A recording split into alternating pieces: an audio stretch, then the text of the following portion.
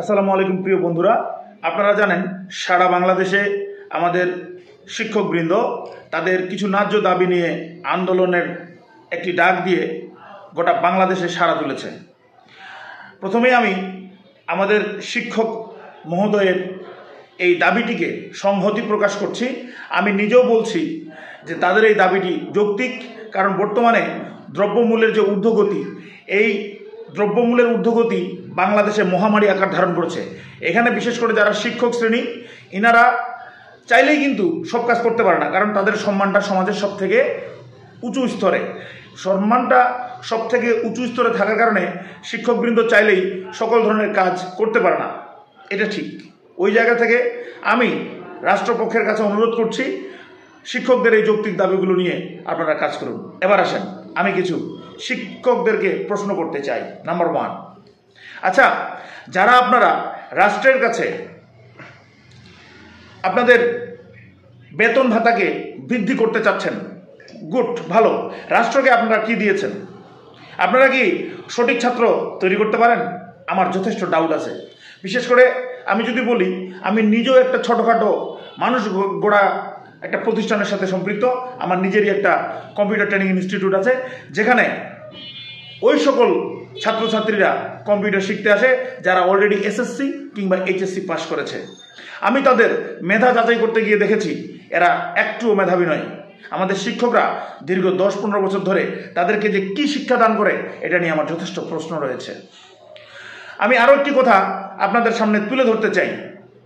আচ্ছা, ধরুন সরকারি কোনো একটা স্কুল, প্রাইমারি, আমি প্রশ্নটি আরেকবার করছি, সরকারি প্রাইমারি স্কুলের একজন শিক্ষক, সে হতে পারে প্রধান শিক্ষক, হতে পারে সহকারী শিক্ষক, তার বাচ্চাটা কোথায় পড়ে খোঁজ নিয়ে দেখেন, কিন্ডারগার্টেনে। কেন? তার মানে আপনি নিজেই আপনার প্রতি কনফিডেন্স নাই।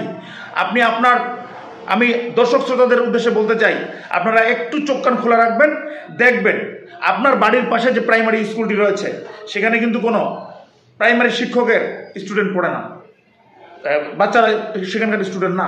খোঁজ নিয়ে দেখেন, ওই প্রাইমারি টিচারের বাচ্চা কিন্তু পড়ছে কোনো একটা কিন্ডারগার্টেনে। এবার আসুন আমরা একটু কিন্ডারগার্টেন নিয়ে একটু কথা বলি।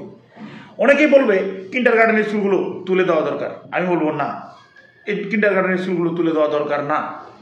কেন?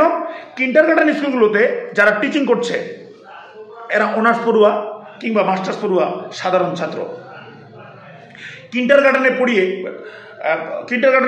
পার্ট টাইম জব করে তারা তাদের পড়াশোনার খরচ থেকে শুরু করে কেউ কেউ সংসারের খরচটাও নির্বাহ করছে, যেটা রাষ্ট্রপক্ষের পক্ষে সম্ভব হয়নি এতগুলো মানুষের কর্মসংস্থান তৈরি করা।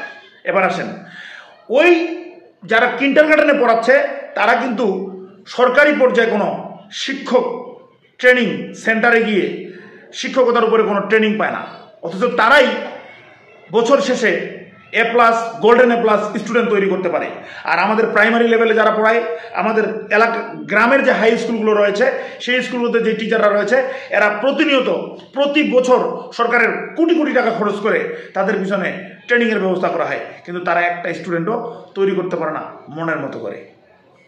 আমি শিক্ষকদেরকে অনুরোধ করব, আপনারা সমাজের বিবেক, আপনাদের সম্মান সব থেকে বেশি, আমি অকপটে স্বীকার করছি। সেই সাথে অনুরোধ করব, আপনাদের সম্মানটাকে ধরে রাখার জন্য আপনারা বাচ্চা তৈরি করুন।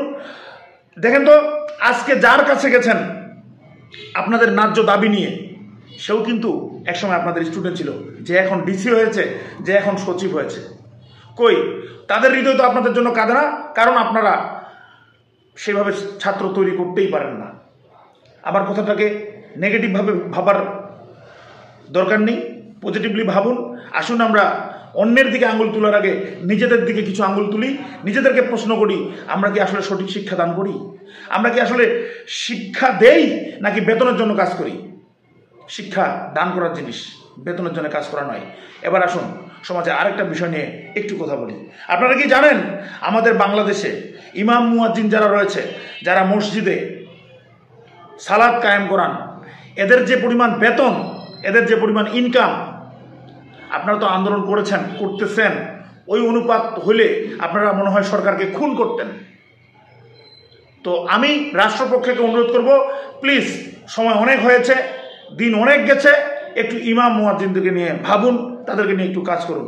আর শিক্ষকদেরকে বলতে চাই, আপনারা যদি আপনাদের বেতন ভাতা বাড়াতে চান, অবশ্যই আপনাদের দাবিটি যৌক্তিক, বাট ওই যে বলেছি, দয়া করে নিজেদের শিক্ষাদান ব্যবস্থাকে আরেকটু ইউটিলাইজ করেন।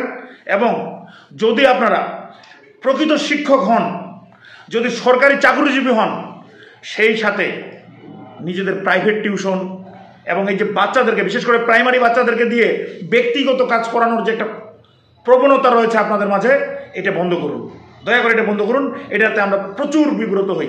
নিজের মনকে প্রশ্ন করবেন, আপনারা 100 জন টিচার যদি থাকেন, তার মধ্যে হ্যাঁ হয়তো 10-20 জন ভালো আছেন, এটা আমি স্বীকার করি, বাট ম্যাক্সিমাম আপনারা রক্তচোষা মনোভাব। আপনাদের বাচ্চাদেরকে সঠিক জ্ঞান দিবেন, সঠিক বাচ্চা তৈরি করবেন।